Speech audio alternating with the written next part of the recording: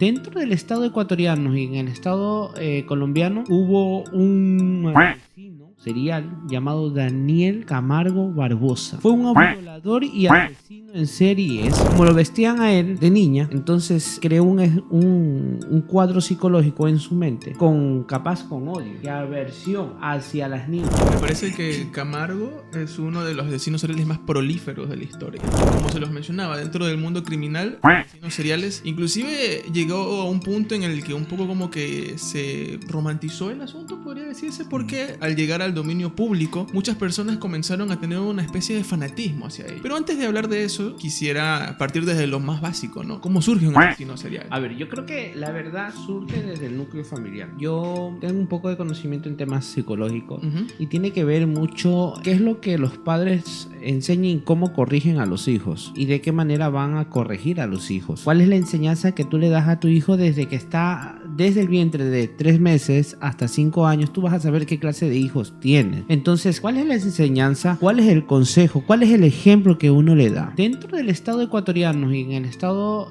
colombiano hubo un asesino serial llamado Daniel Camargo Barbosa. Fue un violador y asesino en series, pero venía desde Colombia él. Este asesino cuenta en la historia de que, bueno, lo cuenta él cuando ya lo atraparon, los policías lo atrapan, de que él desde pequeño fue totalmente de alguna manera abusado. Ya no violado, pero fue abusado psicológicamente. Dice que el papá se había hecho de una mujer que no era la mamá de él, y esta mujer quería tener una hija, pero en su escasez comenzó a vestir a Daniel de niña, y hasta el punto que lo mandaba vestido de mujer al punto de donde él estudiaba. Entonces imaginémonos el estado psicológico que se fue creando en este personaje. Claro, y eso es a lo que yo quería llegar en un principio, y es que si te pones a revisar la historia de la mayoría de los asesinos seriales más famosos, todos, absolutamente todos, tienen una infancia muy dura. Cuadros de violencia. Cuadros de violencia, abuso físico, sexual, verbal. Y no solamente eso, porque puede ser relativo,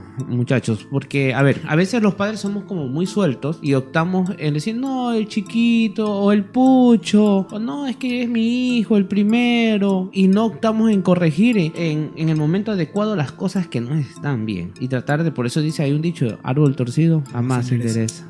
Ok, no lo recordaba en realidad. Y ahorita que vi a las voces de Ultratumba que están bailando, cuando es un baile maquiavélico, ya recordé la canción. Y sí, o sea, son muchas cuestiones, pero te digo, siempre o casi siempre se parte desde la disfuncionalidad. Eso que nos comentas, padres muy permisivos y tal. Llamada desde más allá, ¿eh? Sí, te lo juro, me están llamando desde más allá. Paga. No, mentira. Como les decía, este tipo de comportamientos de padres muy permisivos también es un acto de disfuncionalidad. Quizás no tan brusco, grotesco como la violencia, pero también es una de las bases que consolidan a, por así decir, dañar la psique de la persona. Veamos este cuadro de Daniel, ¿no? A ver, supuestamente este hombre fue un asesino serial de niñas. ¿Y por qué? ¿Por qué fue afectado con temas justamente en este cuadro de niñas que capaz de alguna manera no habían tenido ninguna relación con ninguna persona, eran vírgenes? Entonces hubo una afectación, digo yo, pongo a estudiarlo psicológicamente. Como lo vestían a él de niña, entonces creó un cuadro psicológico en su mente, capaz con odio y aversión hacia las niñas, de buscar de alguna manera acabar en su mente con lo que le había pasado, lo reflejaba en el estado físico, y de esa manera pues mató como más de 150 niñas. 150. Me parece que Camargo es uno de los asesinos seriales más prolíferos de la historia, de los que más... Claro, dentro del estado ecuatoriano y colombiano, imagínate, no se ha oído algo tan fuerte y tan potente. El único que lo supera es el también conocido Monstruo de los Andes, que fue otro asesino serial igual de prolífero. Y es que, a ver, los asesinos seriales son muy astutos, muy inteligentes. Es que tienen capacidad social. Ahora, hay muchos, disculpa que te interrumpa, hay muchos pues asesinos seriales que tienen esta capacidad social de acoplarse, de sumergirse en cualquier esfera social. Ha pasado con muchos, pero también obviamente hay quienes no. Y yo justo quería acotar lo que estaban hablando hace un momento, de que esto de que nace un asesino serial en su gran mayoría es por ciertos cuadros de violencia en su niñez. La niñez marca todo, pero también pues hay quienes en lo largo de su desarrollo no han tenido trabas, no han tenido sus límites, pero aún así hay algo que les faltó y que hablamos, yo creo que fue en el segundo programa y que yo se los mencioné así muy breve. Hay algo que en la ciencia se llama el gen del mal. mal. No sé si alguna vez lo han escuchado. Lo he escuchado. Sí, lo he escuchado y lo he estudiado. Entonces, ¿por qué? Porque se ha estudiado la mente de los psicópatas, de los asesinos seriales, se la ha estudiado haciéndose esa pregunta. ¿Por qué? ¿Por qué? ¿Por qué lo hacen? Entonces, dentro de ello, pues está lo psicológico desde la niñez, está que no tuvieron límites, que quizás no tuvieron demasiada sensibilidad, no les enseñaron a sensibilizarse. Pero dentro de eso se encontró que hay un gen más activo en todos ellos. A pesar de que todos estos asesinos estudiados tuvieron un montón de cuadros diferentes en el que se desarrollaron, todos compartían un gen que estaba más activo. Y ese gen se llamó el gen del mal. ¿Y por qué lo estudiaron precisamente a este gen? Porque dentro de estos asesinos seriales hubo unos cuantos que no tenían para nada un constructo como para proyectarse como un asesino serial. Pero de un momento a otro simplemente es como si hubieran levantado un switch. Y se hicieron un detonante. Yo creo que todo niño tiene que ser guiado y tiene que ser enseñado. Sí he oído ese gen malífico que le llamas tú, o también le podríamos decir que es un cerebro que nace defectuoso. Estaba estudiando esta partecita que nos comparte Darwin y la verdad que creo que si enseñamos a una persona a diferenciar de lo bueno y lo malo desde temprana edad, va a diferenciar qué es lo bueno y lo malo. Pero si no le enseñamos a diferenciar de lo bueno y lo malo, optará por creer lo que sea a su conveniencia. Y si no hay una guía, pues imagínate en qué puede terminar. Yo viendo el estado de Daniel Camargo Barbosa, la verdad que me sorprende mucho lo que hubo. Justamente cuando él se casa, la mujer le había dicho que era virgen. Y esto cuando él estuvo ya íntimamente con la chica, también fue un impacto total. Y vuelvo a contar, ¿por qué es que escogía solamente a niñas vírgenes? ¿Por qué es que quería él coger y quitarles la virginidad solamente a estas niñas? Y hay algo más primordial, que supuestamente él utilizaba el tema de Dios, que él llegaba a predicarles y decirles: mira, yo conozco a Dios, estoy haciendo una construcción aquí, ven, ayúdame, necesito algo. Hasta les lloraba y les decía a estas jovencitas: vamos, acompáñame. Y las niñas a veces caían. Hay niñas que no llegaron al tope de caer en sus garras porque se dieron cuenta y salieron huyendo, pero hay otras que cayeron. Llegaba el punto, las cogía, las asesинaba y las vivió ya muertas. Y así enterró más de 150 niñas y justamente fueron en lugares alejados. Por eso le llaman el asesino del manglar, porque era en esos lados donde él dejaba sus cuerpos enterrados. Pero también pensar en cuánto tiempo tuvo que pasar. No conozco mucho el caso. Sí. Lo he escuchado. Y la verdad que era bien pilas. O sea, ¿cuánto tiempo tuvo que pasar para que uno haga todos esos asesinatos y otro para que lo atrapen? O sea, me estás hablando de 150 personas, no es una cantidad. Hay un punto en donde si la astucia y la suerte los acompaña, creo que en el caso de Camargo fueron como unos 20 años que él estuvo con periodos intermitentes, porque claro, la asesino serial sabe lo que está haciendo y hay un punto en el que quiere parar, pero es como una especie de adicción. Hay un punto en donde toda adicción tiene un arranque y asesina personas casi a diario. Como toda adicción. Ponte que a ti te guste ahorita lo que estamos tomando café, no lo podemos dejar. Lo hemos de dejar un tiempito, pero vas a volver mi cafecito. ¿Entiendes? Peor si es el del amor. Es más rico, pues. No me toques ese bar. Ya, entonces, la verdad, el trauma que tenía esta persona, en el tiempo que lo atrapan, lo cogen en sí, él confiesa y da todos los lugares exactos donde él tenía pues los cadáveres. O sea, al final lo terminan agarrando que por coincidencia. Lo agarran por coincidencia porque dos policías, lo ven y se pone nervioso. Y esto alerta al policía. Ni siquiera sabían quién era. Ya, lo alertan porque supuestamente las de estas niñas tenían la investigación como que eran de bandas, de grupos delictivos, capaz ventas de órganos y cosas por el estilo. Ni por aquí, con el tema de qué es lo que estaba pasando. ¿Y a él lo detienen aquí en Ecuador o...? La verdad que creo que lo detienen, sí, aquí en Ecuador, en Quito creo que era, si no me equivoco. Me parece que sí.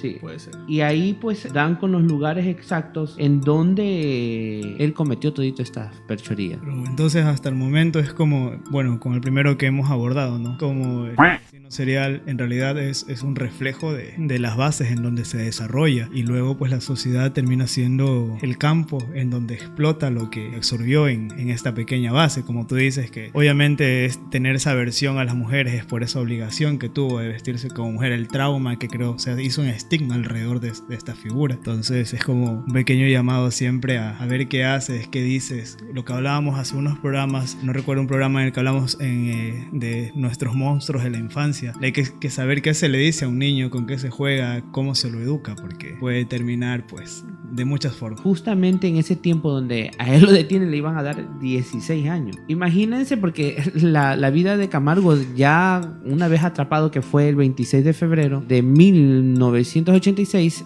pasó par de meses adentro, pero por obra de uno de los padres de las chicas que habían... Pensé que había sido ley de cárcel. No, justamente uno de las manda, ¿no? La historia cuenta así, de esa manera, y la relata de esa manera. Bueno, ley de cárcel me supongo que nomás le habrán hecho, porque dentro de la cárcel los que pues terminaban igualmente violados. Imagínate también ahora un caso tan grotesco como el de Camargo. Exacto. Claro. Mira, y justamente es verdad, lo detienen en Quito por la calle ubicada en el centro norte de la ciudad de Granados. Justamente fue ahí donde lo detienen, que él se puso nervioso, como les contaba, y fue detenido, y fue totalmente él cogido en ese tiempo, ¿no? Pero no sabía.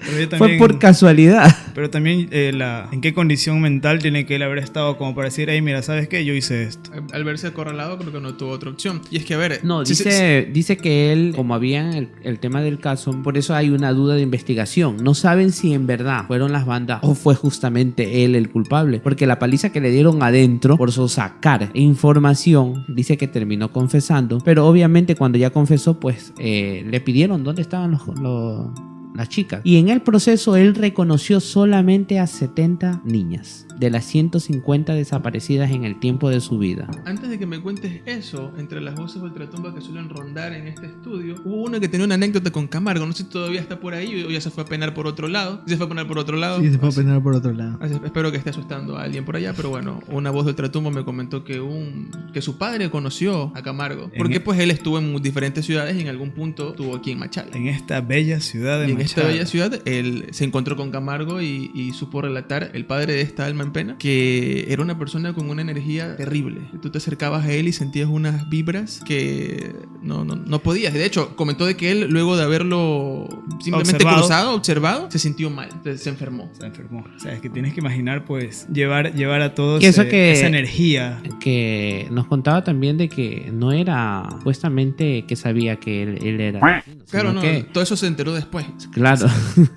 Imagínate, ¿no? La verdad que tuvo que haber tenido una vibra oscura. Que imagínate, digamos que se le atribuyan 150 asesinatos. Y hablando pues de lo que nosotros conocemos, 150 asesinatos. Tú sabes la energía con la que cargaba ese tipo. Es como enfrentarte a un ente pues poderoso, más allá de lo humano que pueda haber sido. Porque alguien con esa carga energética negativa, imagínate qué energía o qué gigante negativo tuvo que haber estado plasmado en su consciente para llegar al punto. Porque, a ver, nosotros somos conscientes, ¿no? Y no vas a matar a alguien más que si fuera por proteger tu propia vida. Exacto. ¿No? Pero de cogerlo por placer, tuvo que haber una emoción, un sentimiento de ver cómo chorreaba capaz sangre, o en el momento en que se la... ¿Qué nomás se le venía en la cabeza? ¿Qué cosas nomás se imaginaba? Su mente estuvo tan retorcida y abatida por todas estas energías negativas. Por eso yo atribuía el evento traumático o los eventos traumáticos que estas personas suelen usualmente tener en su infancia. Y es que luego de eso hay un punto de quiebre en donde la mente de esas personas ya no funciona como la mente del común denominador. Ya no, porque se desconecta del plano real y vive solamente su fantasía, viven en su mente. Mundo. Exacto. Sí. Viven sumergidos en su mundo y toda la energía esta que arrastran pues por estar. Yo creo que la verdad hay que hacer tomar decisiones a los niños desde pequeños. Porque ya en el punto, lleguemos al punto cuando ya van a culparlo, ¿no? Descubres que es un asesino serial, las autoridades los cogen. Estaba viendo yo por casualidad también las inyecciones letales en otros países. ¿Se arrepienten en ese rato? ¿Se dan cuenta? Es que ¿Entran en realidad? Ahí viene precisamente lo que decía Andrés en un inicio, de que cómo se ha llegado a esta hay cierta etapa de la historia de la televisión en la actualidad de cómo se romantizan los asesinos seriales, pero el problema de esa romantización no viene que lo romantizan por el asesino, sino porque quizás hay gente que se proyecta con la vida que lleva desde la infancia ese tipo y dicen, lo justifican desde su proyección. Y hay que tener mucho cuidado.